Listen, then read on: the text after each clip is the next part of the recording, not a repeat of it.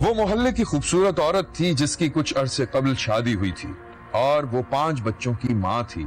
मोहल्ले पड़ोस वाले उसके बारे में तरह तरह की बातें करते थे, लेकिन वो ये भी जानते थे कि सना नामी ये खातून अपनी सास का हद से ज्यादा ख्याल रखती थी। उसे घूमने फिरने का शौक था, लेकिन ससुर और शौहर को इसका ये रंग ढंग बिल्कुल पसंद नहीं था। मैं हूं पारस मसरूर और आप देख रहे हैं कोई देखे न देखे, शब्बीर तो देखेगा। 60 साला इकबाल की बहू दालान में आई तो उसकी सास सर झुकाए हुए बच्चों के कपड़ों की तुरपाई कर रही थी। उसका मूड ठीक नहीं था। बहू ने सास के गले में प्यार से बाहें डाल दी और फिर उसके सामने शौकी से दो जानू होकर बैठ गए। अरे अम्मा, रात को इतनी आवाजें आ रही थी, अब्बा किस बात पे गुस्सा कर रहे थे? अरे बड़े मियाँ का तो दिमाग खराब हो गया। मैंने कहीं कह दिया कि खाला अम्मा के घर पे 2-4 दिन के लिए गाउन हो आऊंगी, लेकिन बस लगे धाड़ने, ये हो जाएगा वो हो जाएगा, उसका मियाँ ठीक नहीं है। अब भला मुझे बताओ, इस उम्र में मुझे कौन क्या कहेगा भला? हाँ तो गुस्से की बात तो अलग है अम्मा, वैसे आपको नजर लग जाती है, और वैसे भी अभी ये कौन साबित है, बूढ़ी हो गई है। चल ज्यादा जुबान ना चढ़ाया कर, पकड़ ये तेरी कमीज सही हो गई है। माँ बाप के घर से कुछ सीख के आई होती ना तो सास को खवारी ना करनी पड़ती। अरे वाह अम्मा, ये तो अच्छी हो गई। अच्छा ये बताएं, खाला के घर कब जा रही हैं आप? नहीं भाई, मैं नहीं जा रही, वापसी आऊंगी तो मुंह फुला हुआ मिलेगा। अरे अम्मा आप उसकी टेंशन छोड़े, मैं संभाल लूंगी अब्बा को, बस आप खाला के घर जा रही हैं और आप जरूर जाएंगी। अरे तुम्हारे हाथ में ऐसी कौन सी चीज लगी हुई है कि जो तुम बोल रही हो कि मैं मना लूंगी? वो क्या कहते हैं ऐसे मौके में? ब्लैकमेल। हाँ वही तो, ब्लैकमेल। बस अम्मा आप छोड़ें, वो मैं जानूं और अब्बा जाने, बस आप खाला के घर जा रही हैं और मैं ऑटो मंगवा रही हूँ। तू एक झगड़ा और करवाएगी, जाती हूँ।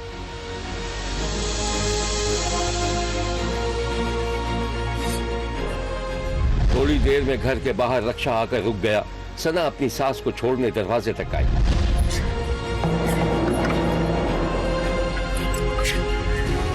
अम्मा मैंने पैसे दे दिए हैं, ये भाई जरा ध्यान से ले जाना, मेरी एक ही सास है। बाजी कोई मसले नहीं है, अम्मा आओ बैठो। कबर में टांगे लटक रही है और मुझे अम्मा बोल। बैठो मेरी छोटी बहन।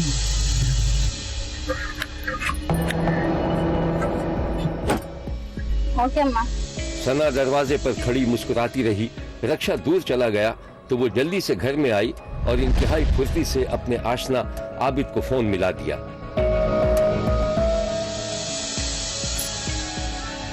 हेलो, कहाँ हो आबिद? तुम्हें कहा था घर के बाहर चुपके से खड़े हो जाना, तुम हो के अभी तक निकले ही नहीं हो। बस 1 मिनट में पहुंच जाओ, दरवाजा ना बजाना, खामोशी से आ जाना, बस जल्दी पहुंच जाओ। सना बिजली की सी फुर्ती के साथ आईने के सामने खड़े होकर खुद को संवारने लगी और जब उसने पलट कर देखा तो दरवाजा आहिस्ता से खुल रहा था। सना को आने वाले के पांव दिखाई दिए, फिर अचानक वो खौफजदा सी दिखाई दी। ये उसका आशना आबिद नहीं था, बल्कि ससुर बेवक्त लौट आया था और बहू को बनते समरते देखकर छिटक गया था। कहाँ जा रही हो बंठन के? मैं क्यों कहीं जाऊंगी, मैं तो अभी सोच ही रही थी आपको कॉल करूं। क्यों, कौन सा कयामत आ गई है? कयामत ही तो आई हुई है, आपकी बेगम साहिबा खाला जान के घर चली गई है। मुझे भी गालियां दी और आपको भी गालियां दी है इतनी है? मेरे मना करने के बावजूद भी वो चली गई? और जाते हुए मुझे और आपको गालियां दे के गई है और कह रही थी अगर कोई मेरे पीछे आया तो उसकी मैं टांगे तोड़ दूंगी। उसकी ये हिम्मत, मैं भी चुटिया से पकड़ के लाता हूँ उसे। तुम दरवाजा बंद कर लो। ससुर बाहर निकला तो सना ने सुकून का सांस लिया। इसी दौरान दरवाजे पर दस्तक हुई। सना ने दरवाजा खोला तो सामने उसका आशना आबिद खड़ा था। सना हीले बहाने से अपने आशिकों से मुलाकात कर लिया करती थी। आबिद उसे बहुत देर में मिला था और वो सना पर बुरी तरह आशिक था। सना का शौहर ऐनक की दुकान पर काम करता था और फिर बाद में वो मुख्तलिफ शहरों में जाकर रेढ़ी लगाया करता था। शौहर की गैर मौजूदगी और सास ससुर के दरमियान रोज लड़ाई झगड़े का फायदा उठाकर सना अपनी मशकूक सरगर्मियां जारी रखती थी। फिर जब सना के ससुर और शौहर को मोहल्ले पड़ोस वालों ने ताने देने शुरू किए तो अच्छा खासा झगड़ा हो गया और सना के शौहर ने 1 तलाक देकर उसे घर से निकल जाने के लिए कहा। लेकिन ढीठ सना कब निकलने वाली थी? शब्बीर ने देखा कि सना का शौहर गली के चबूतरे पर महल्लेदारों के साथ बैठा था कि एक बुजुर्ग जिनका उधर से गुजर हुआ सना के शौहर को देखकर रुक गए। अबे ओ शेखू, क्या हो रहा है? लुगाई कैसी है तेरी? बहुत लड़ाका है। अरे एक तरफ कर दे उसे, वरना यूं ही मुंह पे काला पोतती रहेगी। अजी क्या बात कर रहे हो आप? मैं तो यूं ही कह रहा था, मैं जरा दूध लेके आ रहा हूँ। महल्ले का वो बुजुर्ग तंजिया मुस्कुराहट के साथ चला गया तो चबूतरे पर बैठा एक महल्लेदार बोल पड़ा। बाबा जी ठीक कह रहे थे, जोरू ठीक नहीं है तुम्हारी। जबान खींच लूंगा तेरी मैं, पास बंद कर। मैं तुम तो गुस्सा हो रहे हो, मैंने तो जो सुना था वही बताया तुम्हें। चल भाग यहाँ से। महल्लेदार चले गए तो सना का शौहर घर आया और अपनी बीवी से लड़ने लगा। कहाँ रह गए थे? मैं आपका कब से वेट कर रही हूँ। चाय ठंडी हो रही है। चाहे जाए बाहर में, तुम अपना बोरिया बिस्तरा पैक करो और निकल जाओ मेरे घर से। मैं तुम्हें तलाक दे रहा हूँ। आप मुझे तलाक दें या जान से मार दें, इस घर से मैं नहीं जाऊंगी। बस मैंने कह दिया, मैं तुम्हें तलाक दे रहा हूँ, निकल जाओ यहाँ से। कसूर क्या है मेरा? मैं पागल हो गया हूँ, कह रहा हूँ निकल जाओ यहाँ से। सना ने चाय की प्याली जमीन पर दे मारी और दूसरे कमरे में चली गई। सास ससुर ने बीच में पड़कर दोनों की सुलह सफाई करा दी थी, लेकिन सना अब तक अपनी पुरानी रविश पर चल रही थी और अपने आशना आबिद से मेल मुलाकात जारी रखे हुए थी। शब्बीर ने देखा कि सना अपने आशना के साथ किसी खुफिया मकाम पर मुलाकात कर रही थी। चाय ठंडी हो गई, किन सोचों में गुम हो? मैं आपकी वजह से इतनी बातें सुन रही हूँ। मुझे एक तलाक हो गई है, आप है क्या? बात ही नहीं समझते, क्या कहूँ मैं अब आपको? हाँ तो इसमें फिक्र करने वाली कौन सी बात है? अभी चलो निकाह पढ़वा लेते हैं। इतना आसान नहीं है सब। और बच्चे? तो अब इसमें मैं क्या कर सकता हूँ? मैं ये सोच रही हूँ अगर वो अदालत आ गया और बोल दे कि मैंने 3 तलाकें नहीं दी तो फिर मैं क्या करूँगी? अच्छा उसका क्या हुआ जो तुमने मुझे बताया था कि तुम्हारे ससुर के पास कमर्शियल प्लॉट है? वो मेरी नंदों के हैं, उनकी बेटियों के हैं। हमारा सिर्फ वही घर है जिसमें मैं रहती हूँ। तुमने एक काम करो, अपने ससुर को राम करो, प्लॉट पकड़ लो, बाकी मैं देख लूंगा। इतना आसान नहीं है सब। और वो क्यों मुझ पे राम होगा?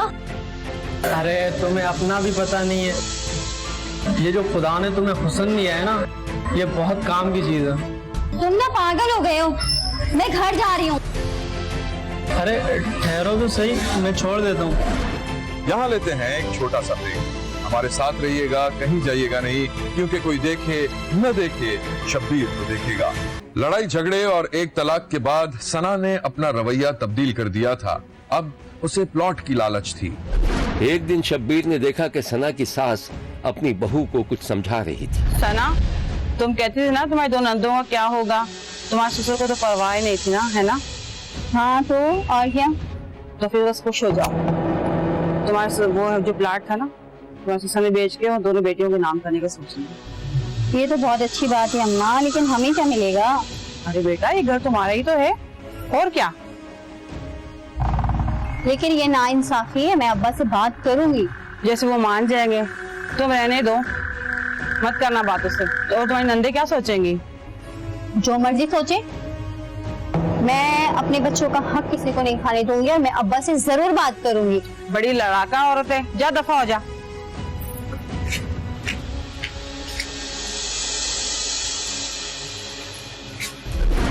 सना को पता था कि घी सीधी उंगलियों से नहीं निकलेगा, क्योंकि उसका शौहर और ससुर उसे अच्छी नजर से नहीं देखते थे। वो अपनी हरकतों की वजह से ब्लैकमेल हो सकती थी, इसलिए उसने उल्टा अपने ससुर को ब्लैकमेल करके अपना मकसद हासिल करने के बारे में सोचना शुरू कर दिया। रात का वक्त था, सब सो चुके थे और बाहर अंधेरा था। सना ने आहिस्ता से दरवाजा खोला। उसके हाथ में चाय की प्याली थी और कलाइयों में गजरे। उधर इस गैर मुतवक्के आमद पर चौंक कर उठ बैठा। अरे बहू, तुम? जी मैंने सोचा बाबा जी मोबाइल करते करते थक गए होंगे, तो क्यों ना मैं चाय ले दूं? हाँ हाँ रख दो और जाते हुए दरवाजा बंद करो। बाबा जी आपसे एक बात करनी। हाँ बोलो। आप अपनी बहू को चाहते हैं ना? ये कैसी बातें कर रही हो? तुम अपने आप को ठीक कर लो, सब तुम्हें चाहने लगेंगे। क्यों, मैंने क्या कर दिया? अब मेरी जुबान मत खुलवाओ, सुना तुमने? बाबा जी मैंने माफी मांग ली थी और गलतियां सबसे होती है, आपसे नहीं हुई थी क्या? क्या बकवास कर रही हो? चली जाओ यहाँ से। अभी तुम्हारे शौहर को बुलाकर तुम्हारी तबीयत सही करवा दूंगा मैं। बाबा जी सच सबको बुरा लगता है। और फिर याद है जब मैं शादी में तैयार हो रही थी, क्या कहा था आपने? क्या कहा था? क्या कहा था? यही कहा था कि इंसान की बच्ची लग रही हो। खूबसूरत ना? हाँ तो बाबा जी मैं तो बस ये कहने आई थी कि आप अच्छे इंसान हैं, वो जो कमर्शियल प्लॉट है ना उसमें मेरा हिस्सा भी रखना। बिल्कुल नहीं। बस मैं कुछ नहीं कहती, आप इस प्लॉट में मेरा हिस्सा दे दो। काफी हो चलो। हाँ ले जाओ और जान छोड़ो मेरी, जाओ यहाँ से।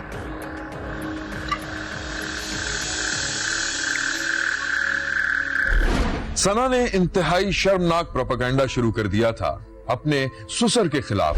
शब्बीर ने देखा कि सना और उसका आशना किसी गहरी सोच में थे और फिर इस तरह उठे जैसे कोई फैसला कर चुके हो। यार क्या करें, ससुर ने हम दोनों को देख लिया है और वो मुझे बदनाम कर देगा। तो तलाक ले लो, मैं तुमसे शादी करने का कह तो रहा हूँ। उसका मुंह बंद कौन करेगा और मेरे बच्चे क्या सोचेंगे?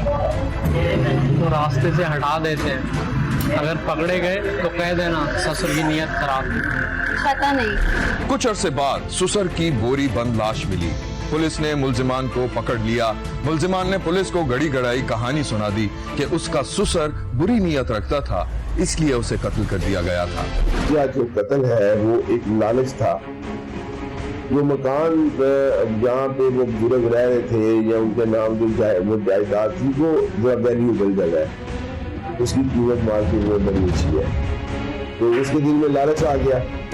उस लालच की वजह से उसने प्लान बनाया। प्लान के ये एक तो ये मेरा जो ससुर है ये मुझे रोकता है बुराइयों से, बुरी बातों से, तो ये भी साइड में हो जाएगा और साथ ही ये जो है ये इसका मकान भी जो है वो मेरे नाम लग जाएगा। तो जो आला कत्ल है वो उसका तशद्दुद है।